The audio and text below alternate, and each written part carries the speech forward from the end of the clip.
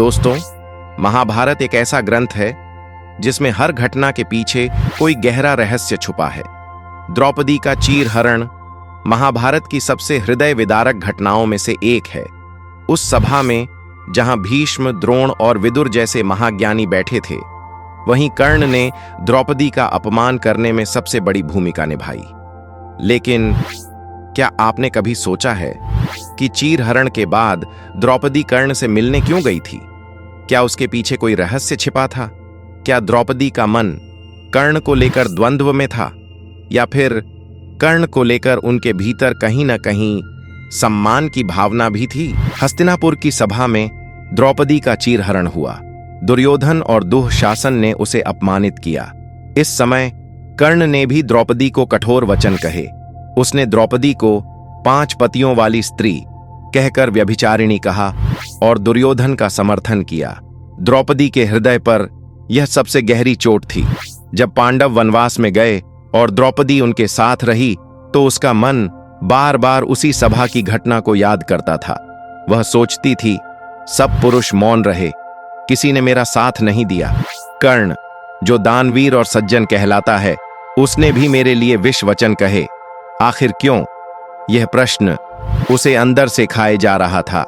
वनवास के दिनों में ही एक समय द्रौपदी ने यह ठान लिया कि वह कर्ण से स्वयं जाकर पूछेगी कि उसने उसका अपमान क्यों किया। कहा जाता है कि द्रौपदी ने श्री कृष्ण से भी इस बारे में पूछा था और कृष्ण ने उसे समझाया, यदि तेरे मन में बोझ है तो जाकर कर्ण से पूछ, सत्य जान लेना ही तेरे मन को शांति देगा। एक दिन द्रौपदी ने गुप्त रूप से कर्ण से भेंट की।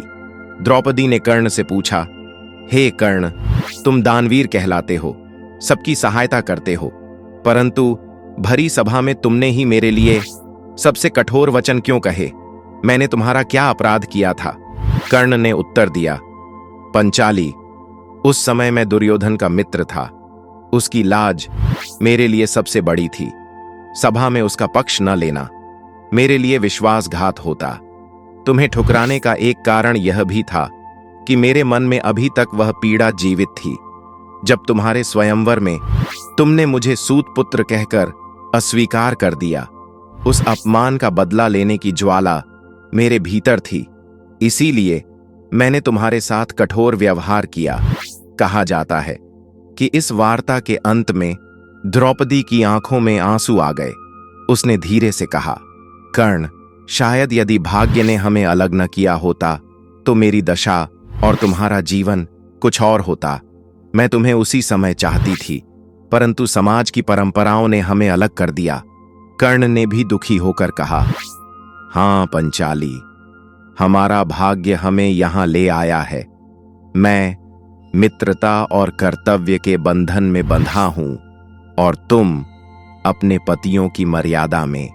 हम दोनों केवल अपने अपने कर्मों के बंधक हैं। द्रौपदी इस भेंट के बाद हल्की हो गई। उसे यह समझ आ गया कि कर्ण ने उसका अपमान व्यक्तिगत द्वेष और मित्रता निभाने के कारण किया था, न कि केवल स्त्री द्वेष के कारण। कर्ण भी भीतर से अपराध बोध से भरा रहा, लेकिन वह दुर्योधन का साथ नहीं छोड़ सका। द्रौपदी और कर्ण दोनों ही महान व्यक्तित्व थे, लेकिन परिस्थितियां उन्हें एक दूसरे के विपरीत खड़ा कर गईं।